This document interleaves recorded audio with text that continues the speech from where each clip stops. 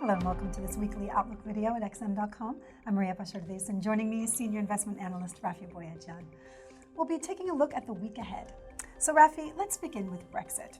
With just 2 weeks left before the October 31st deadline, the UK and the EU have reached a revised deal. But the question now is whether it will get through Parliament. If the deal gets rejected, what's likely to happen and how will it affect the pound?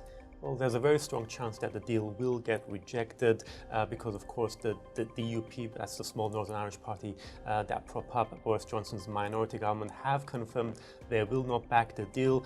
So this has left Boris Johnson scrambling for votes from both with his Conservative Party and from Rebel Labour MPs. The Conservative Party is, of course, split. We've got the hardline Brexiteers, we've got the more moderates, and a few remainers there as well. Now, the ERG group, which is mostly made up of hardliners, will probably support Boris Johnson, but then we don't know what's going to happen with those 20 or so MPs who were thrown out from the parliamentary party earlier, a few months ago, for opposing Boris Johnson's plans, and whether or not how many of those would vote in favor of the deal, and whether or not that would be enough to get the deal through. So it's going to be a very close call. But looking at the price of sterling, markets aren't overly worried about the deal getting rejected because Boris Johnson would be, if that happens, the government would have to formally request an extension from the EU.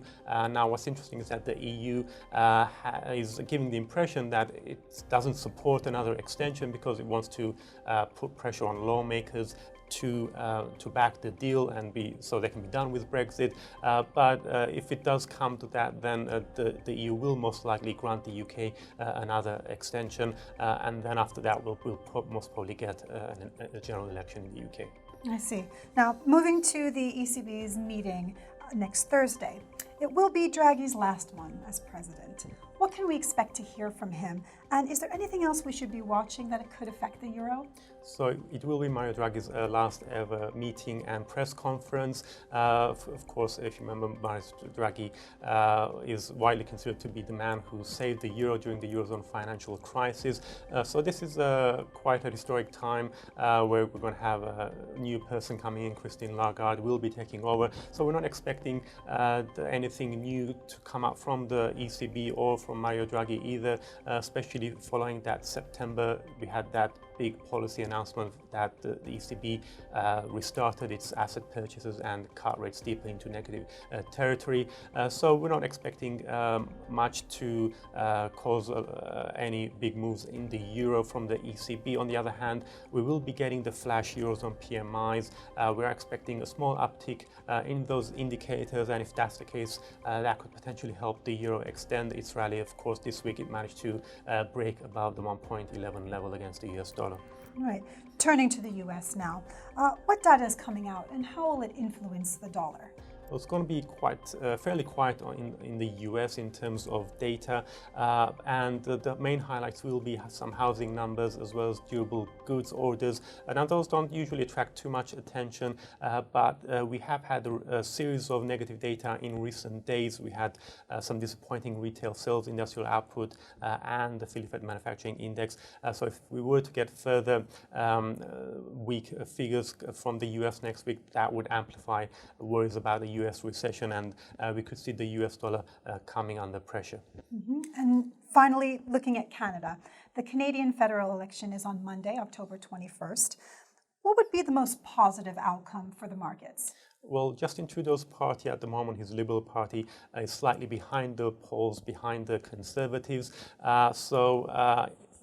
He might yet manage to gain more seats than the Conservatives, but either way, it's looking like we're going to get a minority government in Canada. Now, that would not be too positive for the Canadian dollar because both the Conservatives and the Liberals would have to form an alliance with smaller parties, which aren't very supportive of big energy projects. And that would, of course, Canada's main exports is oil and energy-related products, so that wouldn't be too positive for the loonie, but what markets are hoping for is in terms of the best outcome for the economy or for growth is the Conservatives winning a majority, and then they would be able to push through with their policies of expanding the energy sector as well as cutting taxes. But at the moment, that's not looking very likely.